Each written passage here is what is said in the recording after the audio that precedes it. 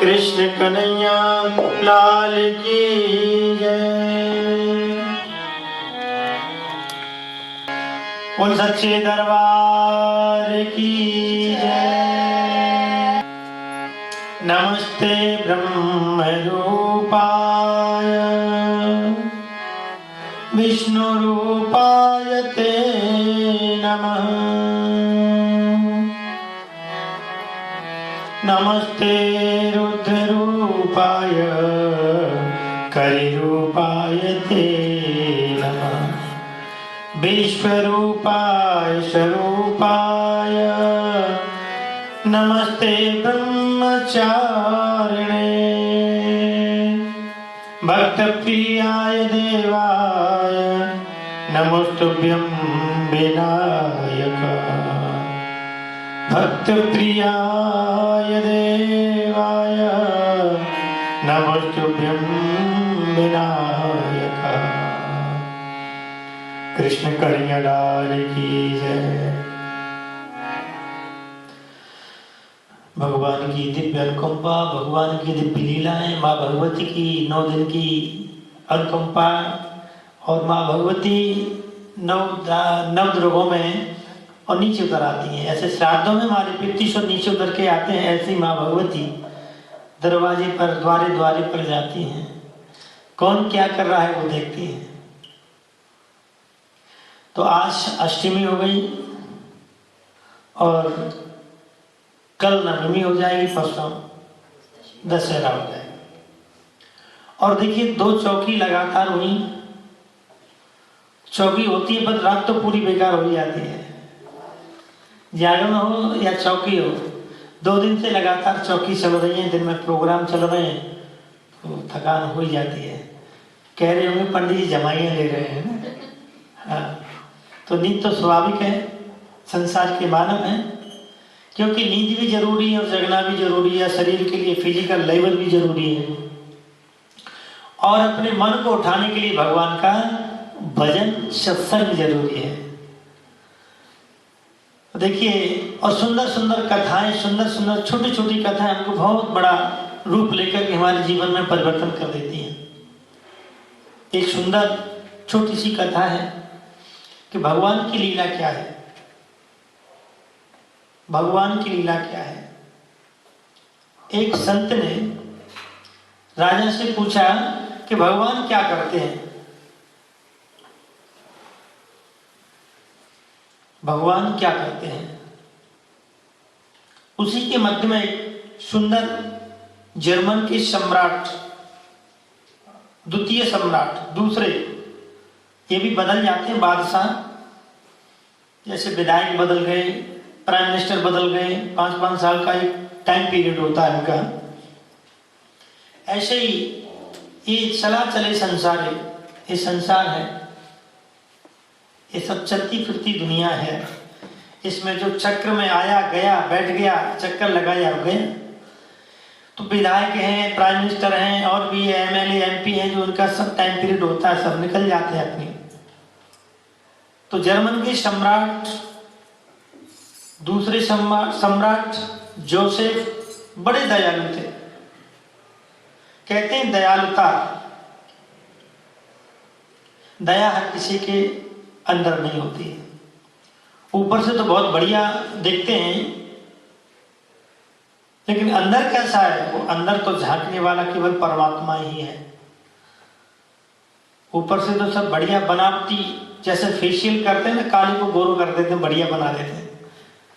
तो शादी में जब ब्यूटिशियन मतलब दुल्हन जब आती है तो लगता है कि तो बहुत सुंदर है। हाँ, और जैसे ही अगर आप उसको देखेंगे ना ओरिजिनल रूप में, फिर देखेंगे कि कहां से बन के आ गई, फिर तो पहचाना बंद हो जाएगा। एक्टर्स भी होते हैं ना, फिल्म जब बनती है, शूटिंग होती है, तो सबसे पहले उनका मेकअप होता है। आप एक्टरों को जब असलियत में देखोगे तो फिर आप कहेंगे अरे जी कैसे, और पर्दे पे कैसे। तो देखो, पर्दे पे आना सबको अच्छा लगता है, दिखावा सबको अच्छा लगता है, सबको अपनी प्रशंसा अच्छी लगती है, और सब चाहते हैं कि मेरा नाम हो, मैं बड़ा हूँ, मैं ज्ञानी हूँ, मैं सुंदर हूँ, सब मेरे लिए देखें, सब मुझे देखें, सब मेरे से पूछें।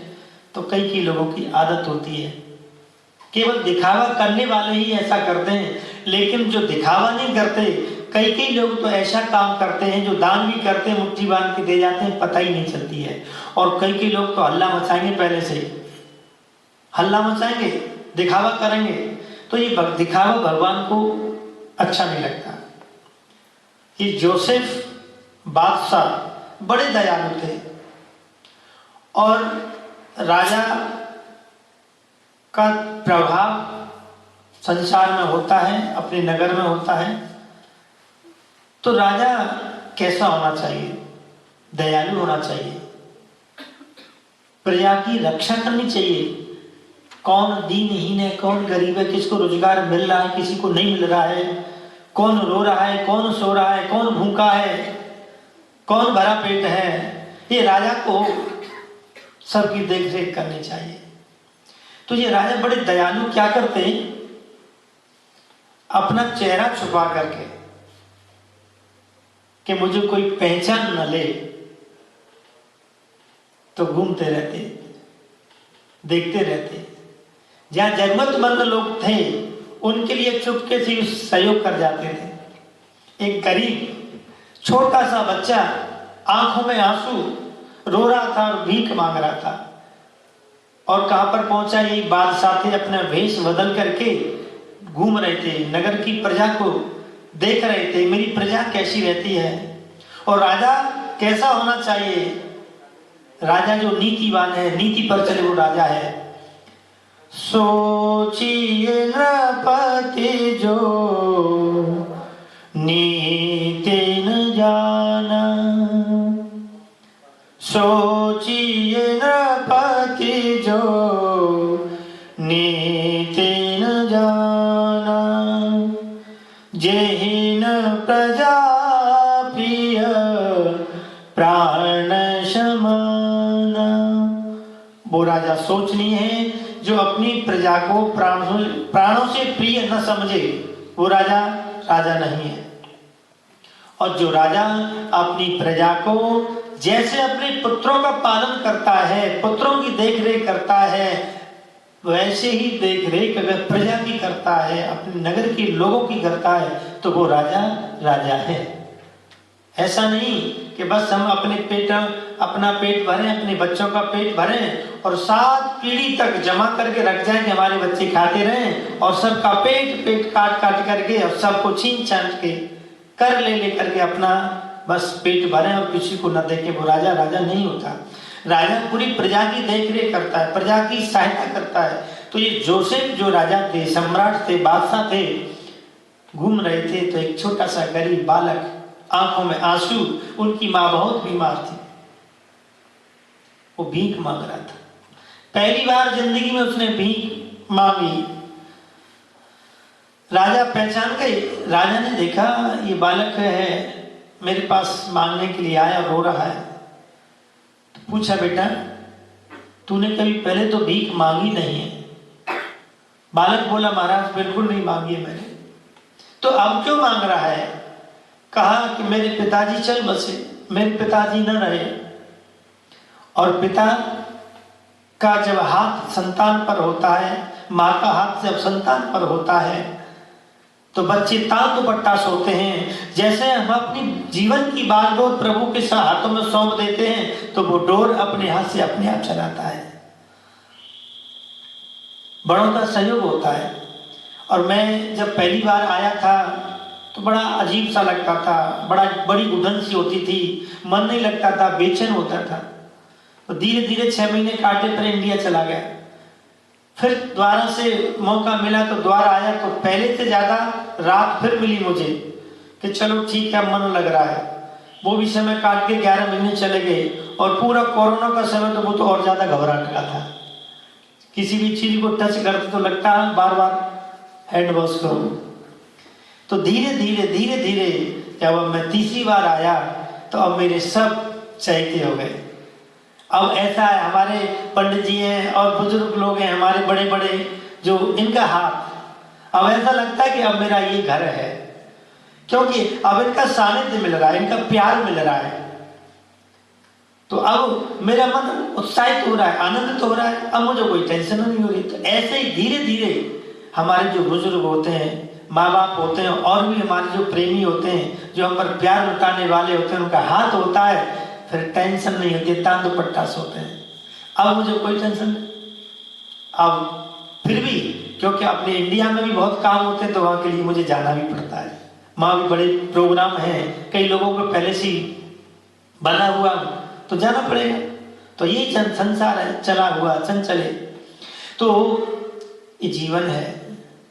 जीवन में उस बालक ने कुछ नहीं मांगा और राजा ने पहचान लिया कि बेटा तूने जीवन में कभी कुछ भीख नहीं मांगी, आज क्यों मांग रहा है? कहा कि मेरे पिताजी खत्म हो गए, पिता का सहयोग नहीं मिला, पिता का साया नहीं, पिता का हाथ नहीं रहा, क्या करूं?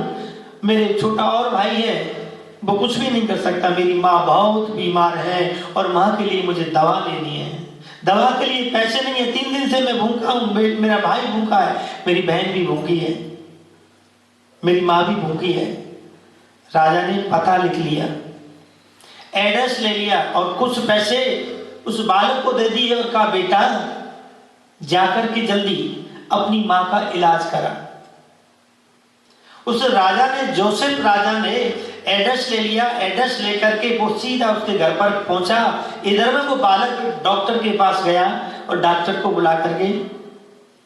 बुलाने के लिए गया। इधर में जो राजा पहले से ही उसके घर पर पहुंच गए, तो देखा जो बालक ने बताया वो ही सत्य घटना थी कि माँ बीमार पड़ी है, छोटा भाई बैठा है रो रहा है और बहन भी रो रही है। राजा गए, राजा ने पूछा देवी क्या बात है, क्यों बीमार, कैसे पड़ गई? कहा कि मेरे पति देव नहीं रहे और वो मुझे टेंशन है, खाने के लिए कुछ भी नहीं है, रोजगार कुछ मिलता नहीं है, घर में कुछ है नहीं, बच्चे मेरे भूखे हैं और मुझे टेंशन होती है, मुझे तकलीफ होती है, मेरे बच्चों का पालन कैसे होगा, इनकी देखरेख कौन करेगा? ये माँ की ममता उमड़ती है और माँ की ममता उमड़ी, बीमारी उसे कोई थी नहीं। क्योंकि हमारे जीवन में जब टेंशन रूपी घुन लग जाता है तो हमारे शरीर को बर्बाद कर देता है। जैसे लकड़ी में घुन लग जाता है ना, और अंदर ही अंदर वो मजबूत लकड़ी को और बुरादे के रूप में परिणत कर देता है, ऐसे ही जो टेंशन जिसे कहते हैं चिंता हमारे जीवन में लग जाती है तो फिर हमें बुढ़ापा जल्दी दे देती है। ऐसे ही उस माँ की स्थिति हो गई। उस माँ ने कहा आप कौन हैं, तो आप इतनी मेरी बात पूछने के लिए आए? अड़ोसी पड़ोसी कोई भी नहीं आया, रिश्तेदार कोई नहीं आया। गरीब का भागी गरीब होता है, जब धन होता है तो बहुत लोग आते हैं और जब धन नहीं होता तो लोग खिसक जाते हैं। मेरे पास कोई भी नहीं है। कहा कि देखो मैं डॉक्टर हूं। राजा ने उस माई से कहा कि मैं डॉक्टर हूं, तेरा बेटा मुझे बुलाने के लिए गया था तो बेटा कुछ दवा लेने चला गया। राजा ने ऐसा झूठ बोल दिया, क्योंकि हकीकत में डॉक्टर को ही बुलाने के लिए बेटा गया था और बादशाह चुपके से आ गया और कहा कि चिंता मत करो, कोई कागज मुझे दे दो, मैं आपको दवा लिख दूंगा तो आप ठीक हो जाओगे। कागज था कुछ नहीं, तो बच्चे की एक नोटबुक थी, उसको फाड़ा, उस पर राजा ने लिख दिया और कह दिया ये दवा मंगा लेना मेरे यहाँ से जा करके, और कहा कि आपको कोई तकलीफ नहीं होगी, आप बिल्कुल ठीक हो जाओगे। राजा ने कुछ उनको ढांढस बंधाया और वो ठीक हुई। मन में थोड़ा बल बढ़ा। कहते हैं हमको कोई समझाने वाला जब होता है तो हमारा मनोबल बढ़ जाता है। और कहा कि माई आप बैठी हुई है, आपकी बीमारी बिल्कुल ठीक हो जाएगी, आपके बच्चों का भी सब कुछ जीवन का आगे चलेगा, अच्छा चलेगा। अब तो जैसे ही उस राजा ने अपने हस्ताक्षर कर दिए और वो माई पढ़ी लिखी नहीं थी, जैसे ही राजा इधर गया, इधर में बेटा भी डॉक्टर को लेकर के आ गया और डॉक्टर ने जांच की, कुछ दवाइयां दी और कह दिया कुछ भी नहीं, आपको टेंशन है। लेकिन कहा कि जो दूसरा डॉक्टर आया था वो कहा था कि मैं बेटे ने भेजा हूं आपके ने, तो क्या वो दवाई लेके दे गया। तो जैसे ही उसी डॉक्टर ने जब पर्चा पढ़ा तो उसमें लिखा था बादशाह जोसेफ और मेरे खजाने से इस परिवार के लिए भंडार खुले हुए हैं बच्चों के लिए। और मेरे यहाँ आकर के और ये धन की व्यवस्था की जाए। अब तो वो राजा की जो हस्ताक्षर देख करके कहा, देवी वो तो बादशाह थे, आपसे मिलकर के भी चले गए और आपके लिए खजाना खोल करके चले गए। कि देखिए, कहते हैं जब भगवान की लीला ऐसी होती है कि भगवान क्या करते हैं, भगवान जब लीला करते हैं तो ऊपर वाले को नीचे कर देते हैं और नीचे वाले को ऊपर कर देते हैं। तो संत ने कहा कि राजन देखिए, परमात्मा की लीला बड़ी विचित्र होती है, बड़ी सुंदर होती है। इनके नाम गुणगान करने से हमारी जीवन की सारी जो इच्छाएं पूर्ण हो जाती हैं और पाप कट जाते हैं। इसलिए कहते हैं, नाम सुंदर काम सुंदर तो महासुंदर प्रभु। नाम सुंदर काम सुंदर तो महासुंदर प्रभु। नाम सुंदर काम सुंदर तो महासुंदर। नाम सुंदर काम सुंदर तो महासुंदर प्रभु। नाम सुंदर काम सुंदर तो महासुंदर प्रभु।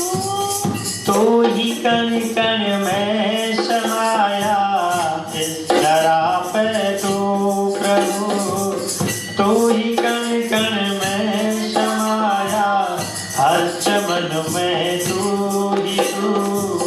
तो ही कण कण में समाया हर चमन में तू ही तू। नाम सुंदर काम सुंदर तो महासुंदर प्रभु। नाम सुंदर काम सुंदर तो महासुंदर प्रभु। तो गगन में तो भुवन में इस दया पे तू प्रभु। तो गगन में तो भुवन में इस धरा पे तू प्रभु।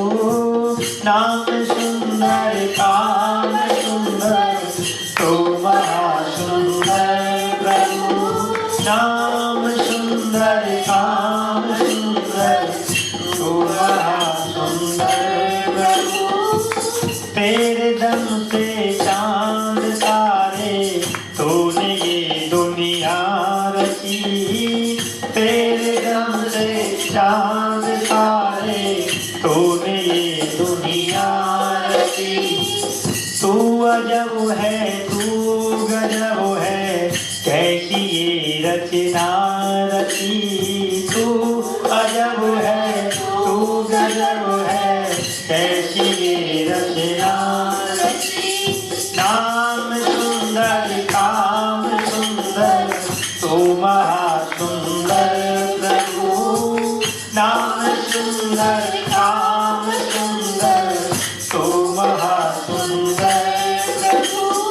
नाम सुंदर काम सुंदर तो महासुंदर प्रभु। आज हमारी कीर्तन मंडली नहीं आई है, सारे लोग कल के जागरण में रात में गए तो इसलिए सो गए और बारिश भी हो रही है, इसलिए हम आप थोड़े से समय में आनंद लें। नाम सुंदर काम सुंदर तो महासुंदर प्रभु। नाम सुंदर काम सुंदर तो महासुंदर प्रभु। नाम सुंदर काम सुंदर तो महासुंदर प्रभु। नाम सुंदर काम सुंदर तो महासुंदर प्रभु।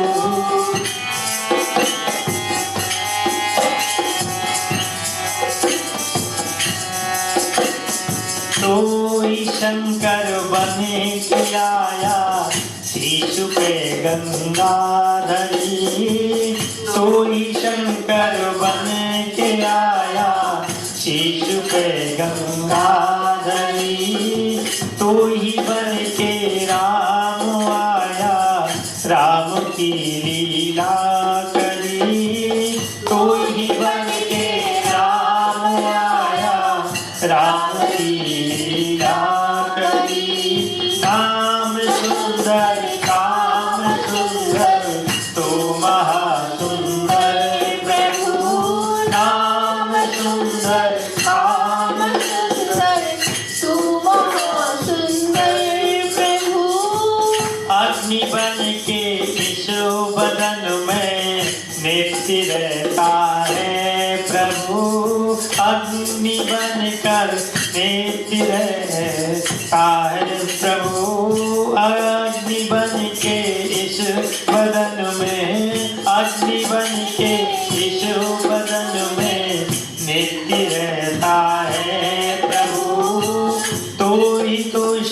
तू ही सृष्टि, तू ही शक्ति है प्रभु, तू ही तुष्टि, तू ही सृष्टि, तू ही शक्ति है प्रभु।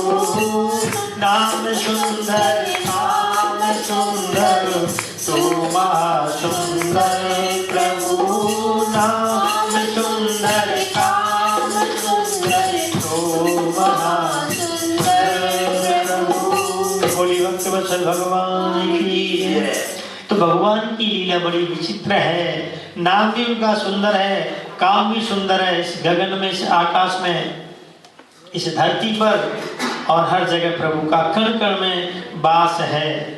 और इन्हीं के दम से, इन्हीं की शक्ति से चंद्रमा और सूरज दैदीप्यमान होते हैं और कहते हैं यही शंकर है, यही राम है, यही विष्णु है। और राधा रानी, सीता जानकी, ये आलिया शक्ति इनकी जो अर्धांगिनी है। तो कहते हैं जीवन में एक संत के पास एक महात्मा ने 4 चीजें दी। बड़े ध्यान से सुनने वाली चीज है ये। 4 चीजें कौन सी दी?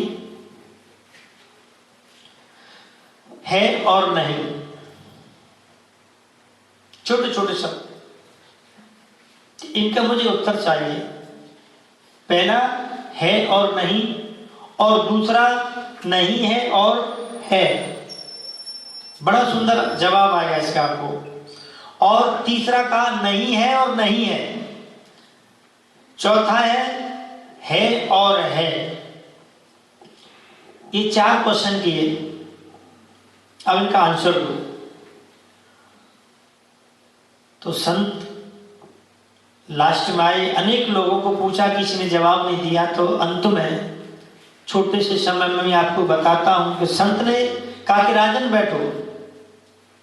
देखिए, आपने कहा है और नहीं, ये हमारे जीवन के ऊपर लागू नियम होता है। हम जीवन में क्या कर रहे हैं, इन चीजों से हमारे जीवन में परिवर्तन होता है। नंबर 1 है और नहीं। तो संत ने कहा कि राजन, आपने पूछा है और नहीं, तो इसका जवाब मैं देता हूं। पहले वो एक एक आदमी को खड़ा करके लेकर के आ गए। सबसे पहले एक वैश्या को खड़ा कर दिया। कहा महाराज, आपके पहले क्वेश्चन का आंसर ये है। राजा बोले ये वैश्या है, ये आंसर कैसे हुआ? तो आप ही समझाओ। तो संत ने कहा कि देखो, ये वैश्या है, ये धर्म कर्म ज्यादा करती नहीं है, परपुरुषों के साथ रहती है, पैसा कमाती है, लेकिन ये निंदनीय कर्म है। अपनी देह बेचती है, उससे पैसा कमाती है। तो पैसा तो खूब है लेकिन धर्म नहीं है। इसलिए कह दिया है। तो है का मतलब, यहाँ पैसा तो है, जब ये मर करके जाएगी तो वहां कुछ भी नहीं मिलेगा। तो आपके पहले प्रश्न का जवाब है और नहीं। ये वैश्या है, इसने निंदित कर्म करके धन कमाया है। यहाँ धन तो खूब है, यहाँ धन से सुख सुविधा तो खूब जुटा लेगी, जब ये मर के जाएगी तो अंत में इसके पास कुछ भी नहीं होगा और जाएगी तो खाली हाथ जाएगी। तो पहला प्रश्न था है और नहीं, है और नहीं। तो यहाँ पर तो है, जब मर के जाएगी ऊपर तो वहां नहीं है। अब राजा को ज्ञान हो गया कि बहुत सटीक आंसर दिया। और राजा ने कहा दूसरा कि नहीं है और है। तो संत ने फिर एक दूसरे संत को ले लिया, कहा कि देखो नहीं है, इनके पास धन नहीं है, ये कमाई करने के लिए जाते नहीं है, ये 40 घंटे 24 घंटे नौकरी नहीं करते, 20-23 डॉलर 20 डॉलर घंटे नहीं कमा रहे, ये तो हर घंटे में भगवान का नाम जपते हैं, भगवान की शक्ति अर्जित करते हैं। तो यहाँ तो धन तो नहीं है, लेकिन जब इनके पास राम नाम रूपी संपदा इतनी है, जब ये मर करके जाएंगे तो इनके साथ नाम की शक्ति इतनी जाएगी तो वहां सुख भोगेंगे। तो कहते नहीं है और है। तो यहाँ तो कुछ भी नहीं है, जब मर के जाएगा तो वहां पर उसको बहुत कुछ मिलेगा। समझ में आ रहा है और नहीं है, ये पहला था। ये दूसरा आंसर था, राजा ने पूछा था तो क्वेश्चन का आंसर दिया नहीं है और है। तो साधु को खड़ा किया कि ये इसके पास तपस्या है, इसके पास धन नहीं है। हम धन को सर्वोपरि नहीं मान सकते कि धन से बहुत चीजें तो खरीद सकते हैं, लेकिन अपनी मन की शांति और भगवान का भजन नहीं खरीद सकते, अपने तप नहीं खरीद सकते। तो कहते हैं फिर तीसरा आंसर देने के लिए फिर कहा कि नहीं है और नहीं है, नहीं है और नहीं है। एक बहेलियों को खड़ा कर दिया, बहेलियों को खड़ा किया कि महाराज देखो अब तो आप समझ गए होंगे पहले आंसर से ही, इसके पास तो यहाँ पे भी नहीं है और वहां पे भी नहीं है। क्यों? कि जीव हिंसा करता है, पशु पक्षियों को मारता है, तो इसके अंदर पाप ही पाप है, भजन करता नहीं है। इन्हें मार करके मांस भक्षण करता है और पेट भरता है, उदर पूर्ति करता है, भजन बिल्कुल नहीं है, यहाँ धन भी नहीं है और धर्म भी नहीं है, तो इसके पास नहीं है और नहीं है, ये बहेलिया है। तो जीवों की जो हत्या करता है, मांस भक्षण करता है। कई लोगों को, जैसे मैं कई की जगह बोलता हूं, जो मांस भक्षण करते उनको तो अच्छा नहीं लगेगा, लेकिन जो धर्म की चीज है, धर्म की और जो नीति की चीज है, संत ने कहा कि देखिए ये बहेलिया है, जीव हिंसा करता है, पाप लेता है, तो इसको यहाँ पे भी नहीं और वहां पे भी नहीं है। तो 3 प्रश्नों का जवाब दिया और चौथे पर क्या किया कि है और है और है। ये हम आप सभी लोगों से जुड़ी है। एक धर्मात्मा को खड़ा कर दिया,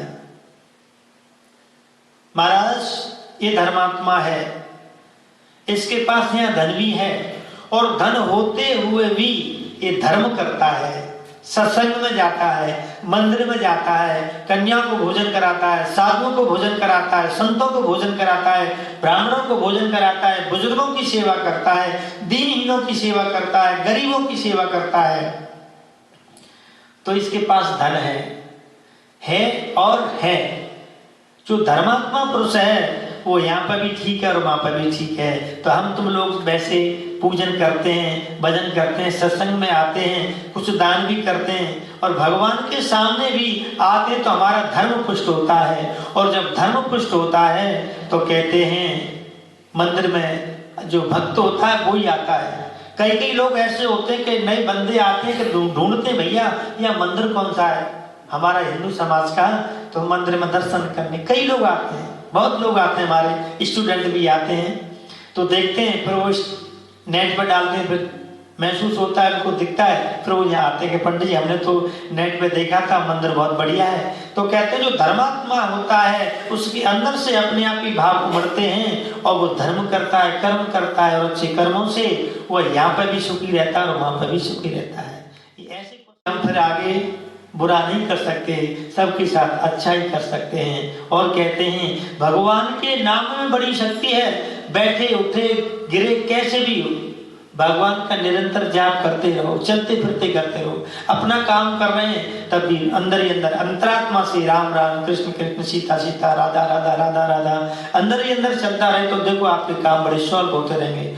और कई लोग आते हैं पंडित हम तो खूब 24 घंटे मनन करते हैं, फिर हम ही सबसे ज्यादा दुखी हैं, और जो बिल्कुल नहीं करता है वो बहुत सुखी है। तो समझ लो इसका भी रीजन है, आप जाप कर रहे हैं, निरंतर कर रहे हैं और अंदर आपके जाप चल रहा है, पूजा पाठ चल रहा है, फिर भी मन में परेशानी है, तो समझ लो पिछले जन्म के पाप निकल रहे हैं, वो कष्ट के रूप में और नाम से दूर हो रहे हैं। इसलिए कहते हैं नाम संकीर्तनम यश सर्व पाप प्रणाशनम, भगवान के नाम का संकीर्तन करना, भगवान की कथा सुनना, भगवान के भक्तों के पास जाकर के बैठना, भगवान के मंदिर में जाके बैठना और दर्शन करना, यही हमारा सबसे बड़ा धर्म है। धर्मो रक्षति रक्षितः, जो धर्म की रक्षा करता है धर्म उसकी रक्षा करता है। तो जो धार्मिक पुरुष होते हैं, धार्मिक प्राणी होते हैं, सज्जन होते हैं, जो धर्म को पुष्ट करने के लिए और धर्म पर आरूढ़ रहते हैं, इसलिए कहते हैं धर्मेण हन्यते व्याधि,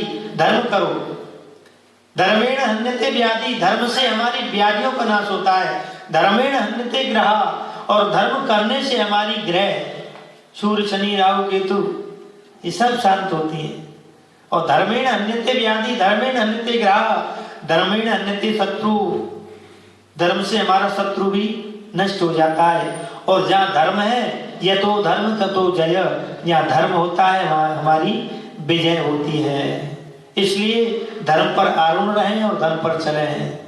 बोलिए भक्तवत्सल भगवान की जय। भोग आ गए हैं और हमारे महाराज जी विष्णु पंडित जी अब भोग खाएंगे। मैं उनका आह्वान, उनको प्रार्थना करता हूँ आकर के अपनी गद्दी पर विराजमान हो।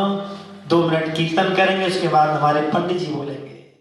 जय राधे जय राधे, जय श्री कृष्ण बोलो जय राधे, जय राधे जय राधे, जय कृष्ण बोलो जय राधे, जय राधे जय राधे, जय श्री कृष्ण बोलो जय राधे, जय राधे जय राधे, जय श्री कृष्ण बोलो जय राधे, जय राधे जय राधे, जय श्री कृष्ण बोलो जय राधे, जय राधे जय राधे, जय श्री कृष्ण बोलो जय राधे, जय राधे जय राधे, जय श्री कृष्ण बोलो जय राधे, जय राधे जय राधे, जय श्री कृष्ण बोलो जय राधे, जय राधे जय राधे, जय श्री कृष्ण बोलो जय राधे। बोलिए भक्तवत्सल भगवान की जय।